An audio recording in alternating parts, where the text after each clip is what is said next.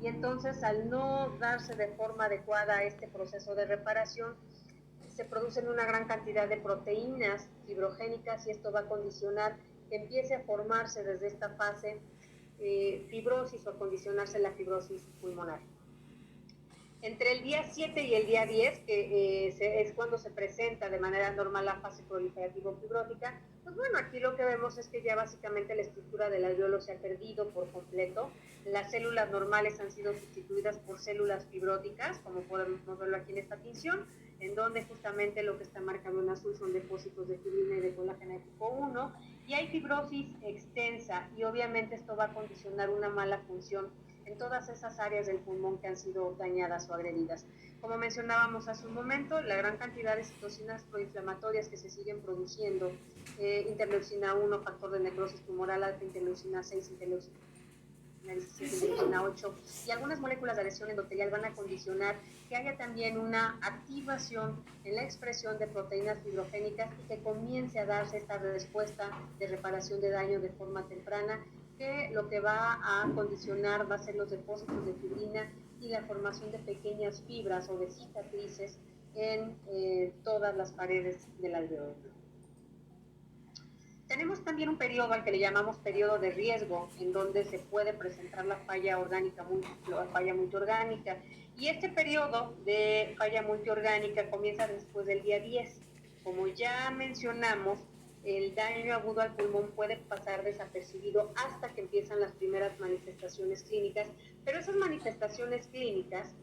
no reflejan otra cosa más que lo que está sucediendo dentro del pulmón. Si esto no lo paramos entre el día 10 y el día 14, entonces va a comenzar a aparecer la hipertensión pulmonar, que es una consecuencia de la trombosis pulmonar y del edema intersticial del pulmón. Y entonces, una vez que esto se presente, ya no hay marcha atrás. Empieza a complicarse el paciente por todas las vías posibles y estos pacientes requieren ya de una atención intrahospitalaria, ya no los podemos manejar en casa. Pero bien, entonces, hablando un poco del tratamiento, el tratamiento de la COVID-19 en función de su fisiopatogenia, nosotros lo hemos dividido más o menos de esta forma. En los primeros días, cuando se empiezan a presentar los síntomas, es recomendable, bueno, dividamos el tratamiento en tres. Los tres grandes brazos para poder tratar la COVID-19 es el uso de antivirales, el uso de inmunomoduladores y el uso de medicamentos de apoyo. Si nos vamos por partes al primer brazo, que son los antivirales, vamos a encontrar que no tenemos ninguno en específico hasta la fecha, no hay ninguno que haya demostrado eficacia para evitar o disminuir la replicación viral. Se probaron varios antivirales desde el inicio de la pandemia en otros países, el uso de ritonavir en combinación, que es un fármaco que se utiliza como antirretroviral para el tratamiento del síndrome del VIH. Sin embargo, no ha dado los resultados esperados. La serie de estudios que se han publicado con el uso de estos fármacos no ha sido contundente y ha dejado de utilizarse. Me ha tocado ver algunos casos de pacientes ambulatorios que han sido tratados con este medicamento sin que haya una respuesta efectiva en el tratamiento. Otro de los antivirales que se ha utilizado, que se sigue investigando y que parece que hasta el momento ha ayudado a disminuir los días de estancia intrahospitalaria o acortar los días de estancia intrahospitalaria, es el remdesivir. El remdesivir está todavía en fase de experimentación, fase 3. En Estados Unidos se utiliza desde hace algunos meses como emergencia para el tratamiento en pacientes hospitalizados. Sin embargo, aquí en México apenas en el mes de marzo se autorizó su uso para emergencia en pacientes hospitalizados y pues estamos todavía a la espera de resultados de este antiviral para poderse utilizar ya de una manera más amplia. Evidentemente quienes se verán beneficiados serán aquellos pacientes que tengan una hospitalización. Su uso no es para pacientes ambulatorios. Este antiviral se estima que para cuando inicie su comercialización en otros países y aquí en México, evidentemente el costo pueda ser tan alto, entre los 40 a 50 mil pesos, y esto va a generar pues que bueno, en un país como es México muy probablemente quede fuera del alcance de muchos pacientes. El uso de plasma de pacientes convalecientes también se ha propuesto como una parte importante para el tratamiento de estos pacientes infectados por COVID-19. Sin embargo, su uso se recomienda también en los primeros días cuando inician los síntomas, al igual que los antivirales, porque es cuando se ha visto, se ha demostrado que tiene un mejor efecto. Sin embargo, en los hospitales aquí en México, desafortunadamente, a veces ya hasta que el paciente está hospitalizado con un síndrome de insuficiencia respiratoria aguda, es cuando se propone o se sugiere el uso de plasma de pacientes convalecientes, y no, la realidad es que no hemos visto resultados muy satisfactorios. Lo idóneo sería iniciar su utilización en fases tempranas de la enfermedad, en los primeros días. El uso de medicamentos de apoyo, como son la enoxaparina o las heparinas de bajo peso molecular, también se ha sugerido. Hay una serie de publicaciones a nivel internacional en revistas indexadas que justamente proponen que como una de las causas de las complicaciones en esta enfermedad, lo veíamos diapositivas atrás, justamente la formación de estos microembolismos o estos embolismos condicionados por un incremento importante en el número de plaquetas o en el conteo de plaquetas, y obviamente también un incremento en el dímero D. Esto condiciona que debamos utilizar anticoagulantes para estos pacientes con COVID-19 cuando ya tenemos los parámetros laboratoriales. También se utilizan algunos otros fármacos para el control de los síntomas, como son el paracetamol, para controlar la fiebre, las artralgias, las mialgias, la cefalea, etcétera. Se han propuesto un sinnúmero de fármacos adicionales, como son los broncodilatadores, algunos otros fármacos, para poder tener un control de toda la sintomatología en los pacientes con COVID-19. Pero uno de los brazos más importantes, como vemos aquí, los medicamentos de apoyo los podemos utilizar desde las etapas tempranas de la enfermedad y hasta muy avanzada ya la enfermedad, o incluso en un periodo de recuperación. El uso de los inmunomoduladores, este tercer brazo, del que hablábamos hace un momento, los inmunomoduladores están aconsejados o están recomendados por las guías internacionales para utilizarse desde las primeras etapas de la enfermedad, etapas intermedias o hasta muy avanzadas ya la enfermedad, porque justamente nos ayudan a controlar esta tormenta de citocinas o este síndrome de activación macrofágica que se está presentando en los pacientes, y que al frenarlo o al limitar el daño alveolar, el edema alveolar, el edema pulmonar, nos va a generar que haya una mejor respuesta y podemos evitarnos las complicaciones en estos pacientes. Bien, entre los fármacos que se han propuesto para uso en la COVID-19 encontramos de manera muy específica algunos cuyos países que nos antecedieron en la pandemia fueron sugiriendo su uso conforme iban incrementándose el número de datos o de hallazgos que podían verse reflejados en las publicaciones. Entonces, sabemos que los condicionantes de esta tormenta de citocinas o de este síndrome de activación macrofágica es una sobreexpresión o una producción muy elevada de citocinas como la interleucina 1, la interleucina 6, la interleucina 8, la interleucina 17, el factor de necrosis tumoral alfa y algunas moléculas de adhesión endotelial, así como también algunas quimiosinas. Entonces, se ha propuesto o se propuso el uso del tocilizumab, que son anticuerpos monoclonales. Básicamente el tocilizumab es un antagonista específico de la interleucina 6, que al saber que esta interleucina es una de las causantes del daño pulmonar severo, justamente empieza a darse un auge en su uso hace poco más de un año. Sin embargo, para julio del 2020, a finales de julio, el mismo laboratorio que produce este anticuerpo monoclonal, Laboratorio Roche, emitió un comunicado a la comunidad médica en donde sugería que no se utilizara este medicamento a diestra y siniestra o en cualquier paciente con COVID-19, que solicitaba que su uso se reservara para aquellos pacientes hospitalizados graves y intubados, en los que pudiera además demostrarse que la interleucina 6 estuviera a concentraciones muy altas y que fuera la detonante de las complicaciones en esos pacientes. Se ha propuesto una serie de fármacos más. También a inicios del año pasado estuvo muy en auge el uso de la hidroxicloroquina o cloroquina o fosfato de cloroquina, que como sabemos se utiliza en enfermedades reumáticas desde hace mucho tiempo, y que una de sus características es que inhibe a nivel de los lisosomas la expresión de la interleucina 6 y del factor de necrosis tumoral alfa, y que al actuar sobre estas moléculas proinflamatorias podía tener un control específico sobre la inflamación en los pacientes con COVID-19. Sin embargo, después de varios meses de estar utilizando la hidroxicloroquina, se dio una serie de casos de pacientes que llegaban a complicarse e incluso a morir por las secuelas o los cambios tan drásticos que generaba a nivel cardiovascular, un incremento en el segmento QT que justamente llevaba a complicaciones cardiovasculares y que ocasionaba que, aunado al uso de la acitromicina, estos pacientes pudieran, si bien no morir por las complicaciones de la COVID-19, sí morir por estas alteraciones a nivel cardiovascular. Entonces dejó de sugerirse el uso de la hidroxicloroquina. En la actualidad, la Organización Mundial de la Salud no recomienda más su uso en ningún paciente. Se han propuesto otros fármacos como anakinra, que es un antagonista de la interleucina 1 beta, y que justamente también en otros países, Francia, Inglaterra, en la India, en Estados Unidos, todavía se encuentra bajo protocolo. No tenemos aún resultados contundentes y no sabemos si para cuando estos resultados sean tan efectivos que nos permitan utilizar este antagonista de interleucinas para el tratamiento de la COVID-19.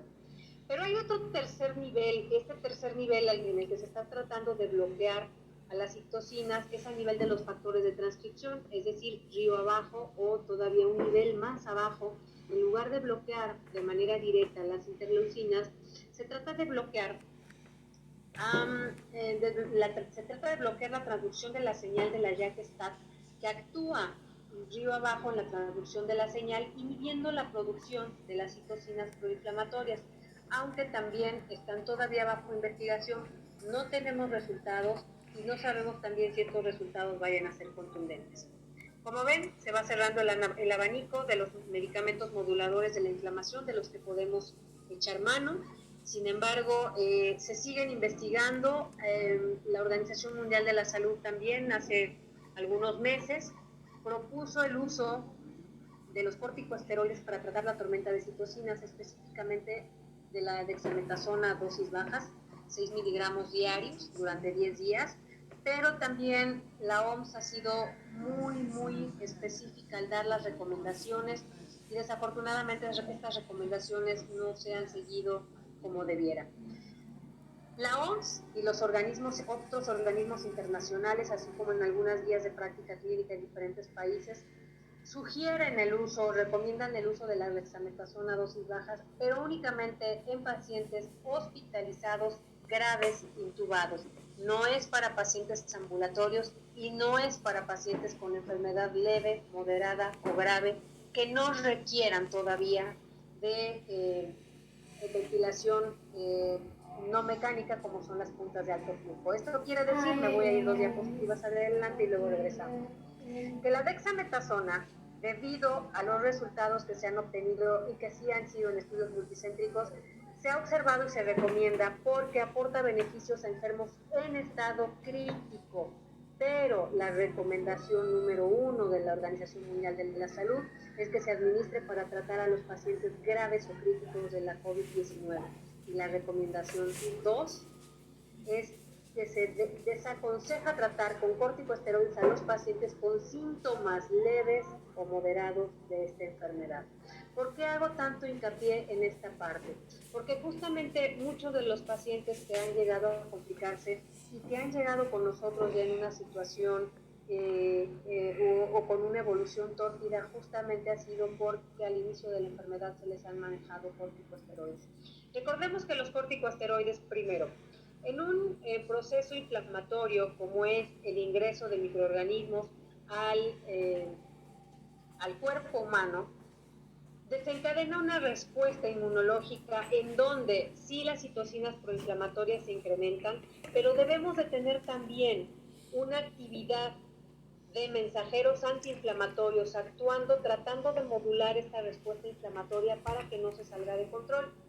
Si nosotros aplicamos corticosteroides a los pacientes con la COVID-19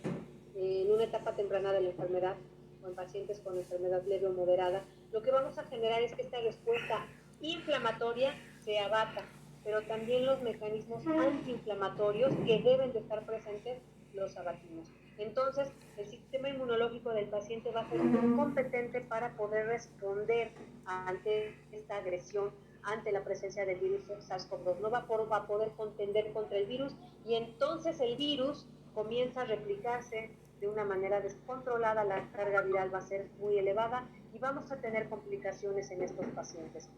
De aquí que nosotros entonces estamos manejando a nuestros pacientes sin dexametasona en las etapas iniciales de la enfermedad y es lo que recordamos por lo que hemos podido documentar y lo que hemos podido publicar ya a lo largo de este año. Entonces, si ustedes observan, todas las propuestas de investigación con el uso de inmunomoduladores, que es uno de los brazos necesarios para poder tratar a la COVID-19, están enfocados en su mayoría a pacientes hospitalizados graves o a pacientes en estado crítico. Los anticuerpos monoclonales, los corticosteroides, los inhibidores de la JAK-STAT, etc. Sin embargo, se dejó a los pacientes con enfermedad leve o a los pacientes ambulatorios sin un inmunomodulador específico. Quedaba este hueco, no teníamos forma de poderlos tratar y de evitar que se complicaran. ¿Qué fue lo que hicimos? Hicimos una revisión exhaustiva de todos los inmunomoduladores presentes o que se utilizan ya desde hace algún tiempo para tratar enfermedades reumáticas y encontramos uno que podía utilizarse en las fases tempranas de la enfermedad sin que tuviéramos que tener a los pacientes hospitalizados y que en caso de que los pacientes llegasen a requerir hospitalización no tuvieran complicaciones y no requirieran de una ventilación mecánica asistida. De tal suerte que llegamos entonces a un fármaco que tiene la capacidad de modular la respuesta inflamatoria en los pacientes con COVID-19. Es un fármaco con una capacidad potencial para modular la hiperinflamación o este estado hiperinflamatorio en los pacientes infectados por el virus SARS-CoV-2. Y este medicamento, cuya revisión en bibliotecas médicas, en revistas indexadas de reconocido prestigio, desde hace años encontramos que es un fármaco que se utiliza también, un biofármaco, para el tratamiento de enfermedades reumáticas como es la artritis reumatoide y la osteoartritis. También se utiliza para tratar la reparación tisular en algunas condicionantes como son pie diabético, en pérdidas importantes de tejido, etc. Y este fármaco, que es la colágena polimerizada tipo 1, está compuesto por una mezcla irradiada de colágena telopeptídica, que al carecer de estos péptidos finales no genera reacciones inmunológicas, más un compuesto que es la polivinilclorhidrona, que mediante procesos físico y químicos de radiaciones gamma da como resultado un compuesto con propiedades físico-químicas y farmacológicas muy diferentes a sus compuestos por separado, como podemos verlo aquí. Entonces, de lo que hago hincapié mucho en las pláticas o cuando se acercan algunos colegas que requieren más información del medicamento, ser muy específicas. Estamos hablando de un biofármaco. Es un fármaco que, administrado por vía parenteral, tiene capacidad de modular negativamente la expresión de interleucinas, básicamente la citocina o interleucina 1, la interleucina 6, la interleucina 17 y algunas moléculas de adhesión endotelial como el ABCAMP1 y la ICAMP1. Todo esto demostrado y publicado en revistas indexadas de reconocido prestigio a nivel internacional. No estamos hablando de un suplemento alimentario, no estamos hablando de una colágena cromada, y esto sí le hago hincapié mucho a los colegas, estamos hablando de un biofármaco, ¿de acuerdo? Entonces, este biofármaco, cuyas propiedades moduladoras de la respuesta inflamatoria han sido a través de poder medir el impacto que tiene en esas interleucinas después de su administración parenteral, y encontramos varios modelos en donde se ha podido tratar a pacientes con inflamación autoinmune como la artritis reumatoide, y para poder evaluar la capacidad reguladora de la inflamación de este fármaco, les voy a comentar de manera breve los resultados en un modelo de inflamación autoinmune en pacientes con artritis reumatoide. Y como pueden ver, está publicado en una revista indexada de data del año 2002, y fue realizada esta investigación en el Instituto de Investigaciones Biomédicas de la UNAM, en conjunto con el Departamento de Inmunorreumatología del Instituto Nacional de Ciencias Médicas y Nutrición Salvador Subirán. Entonces, lo que pudimos observar es que después de agregar colágena polimerizada tipo 1 a los cultivos de tejido sinovial de pacientes con artritis reumatoide, disminuía de manera estadísticamente significativa la concentración o la expresión de interleucina 8, de factor de necrosis tumoral alfa, como podemos verlo aquí, y de interleucina 1 beta con respecto a la basal y con respecto a los controles. Y evidentemente esto, si lo trasladamos a la parte clínica, se pudo determinar que el medicamento, después de ser administrado en pacientes con artritis reumatoide, disminuía el uso de la posología del metotrexato y mejoraba los parámetros clínicos como eran dolor, inflamación, funcionalidad en estos pacientes. Se pudo determinar también qué era lo que sucedía con la interleucina 6 en estos pacientes, y después de su administración se pudo determinar que había también una disminución estadísticamente significativa con respecto a los basales y con respecto a los controles. Pero ¿qué es lo que sucede con el medicamento una vez que se administra también en estos pacientes, y para poder determinar si tenía alguna actividad sobre factores de transcripción regulando la expresión génica? Y lo que pudimos observar es que sí regula sus propios genes, como se puede observar aquí. Hay una disminución en el gen para factor de necrosis tumoral alfa, una disminución para el gen de la interleucina 23, que como sabemos la interleucina 23 está relacionada a la producción de interleucina 17, que es una interleucina altamente inflamatoria, y a un incremento también en el gen que tiene que ver con la expresión de la proteína FOXP3. Y la FOXP3, como sabemos, participa en los mecanismos de contrarregulación de la inflamación. Así que es muy importante, cuando tenemos un proceso inflamatorio, también producir de manera adecuada estos mensajeros antiinflamatorios, ¿sí?, para poder tener una regulación en la inflamación y que el tejido pueda restablecerse de tal manera que pueda regresar a una homeostasis o a un estado fisiológico, por así decirlo. Pero ¿qué sucede también con las moléculas de adhesión endotelial? Recordemos que ante una respuesta inflamatoria exagerada no solamente se incrementan las interleucinas, también se incrementan las moléculas de adhesión endotelial, y son súper importantes, porque si solamente inhibimos o modulamos interleucinas pero no actuamos sobre moléculas de adhesión endotelial, entonces se va a dar un fenómeno que va a desencadenar todavía una inflamación más descontrolada, porque además de la inflamación sistémica que estamos teniendo, se va a producir focos inflamatorios también capaces de producir in situ más citocinas proinflamatorias. Si nosotros recordamos un poco qué es lo que sucede a nivel del endotelio de los vasos, en el endotelio de los vasos es en donde se expresan estas moléculas de adhesión, ¿sí? Básicamente la BCAM1 y la ICAM1. Estas moléculas de adhesión en pacientes que no están cursando con un proceso inflamatorio están expresadas pero en muy poca cantidad y no tienen ninguna acción sobre los leucocitos. Los leucocitos, recordemos que viajan en el torrente circulatorio a una velocidad de aproximadamente 300 kilómetros por hora. Su tránsito a nivel del sistema circulatorio es muy acelerado, pero ante la presencia y la sobreexpresión de las moléculas de adhesión endotelial, al haber una gran cantidad de estas moléculas, entonces van a generar un ambiente inflamatorio,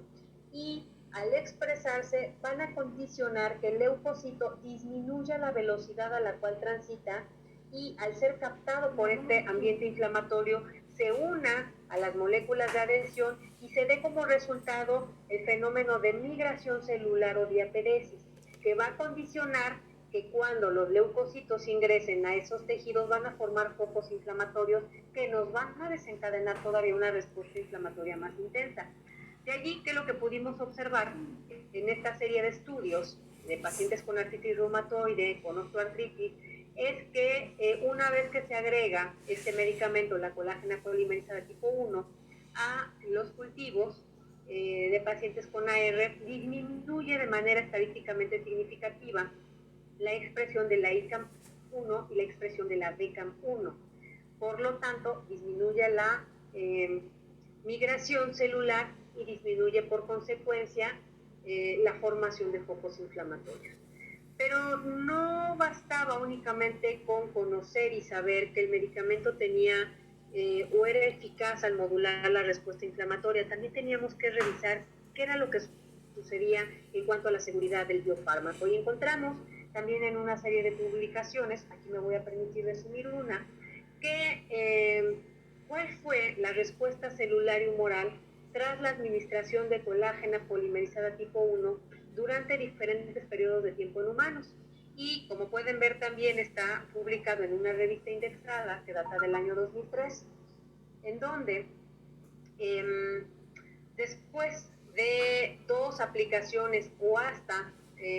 61 aplicaciones en dosis que iban de 0.5 mililitros y hasta más de 100 mililitros en diferentes periodos de tiempo, desde una semana a más de 400 semanas, que es un tiempo aproximado de 7 años,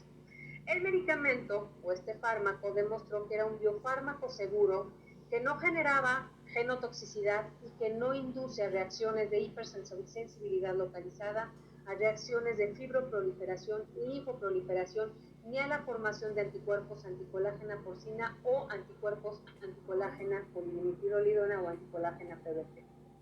De tal forma que estudios un poco más finos en relación a la capacidad que pudiera tener el medicamento como agente potencial de linfoproliferación, pues han demostrado que el medicamento no induce fenómenos de linfoproliferación como podemos verlo aquí. Cuando se agrega el medicamento, la colágena polimerizada tipo 1 a los cultivos de linfocitos, no hay una proliferación linfocitaria, a diferencia de que cuando se agrega la fitohemaglutinina, que todos sabemos que es un fármaco con potencial linfoproliferativo, inmediatamente se incrementa la proliferación linfocitaria y obviamente esto denota que el fármaco en condiciones normales o actúa solamente sobre células activadas. Pero también tratamos de identificar si el medicamento era seguro a nivel del genoma y esto se pudo realizar mediante el ensayo Cometa. El ensayo Cometa consiste básicamente en agregar el fármaco en cuestión, el fármaco en investigación, a cultivos celulares y observar qué es lo que sucede con el ADN. Después de agregar colágena polimerizada tipo 1 a los cultivos de linfocitos, se pudo encontrar que el ADN se mantenía íntegro dentro de la célula y que al no romperse o al no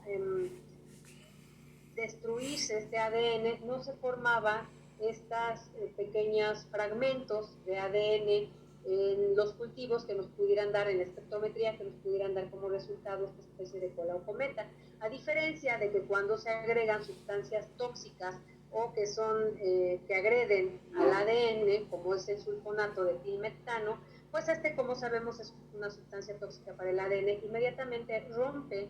o degrada el ADN y esta degradación del ADN genera que haya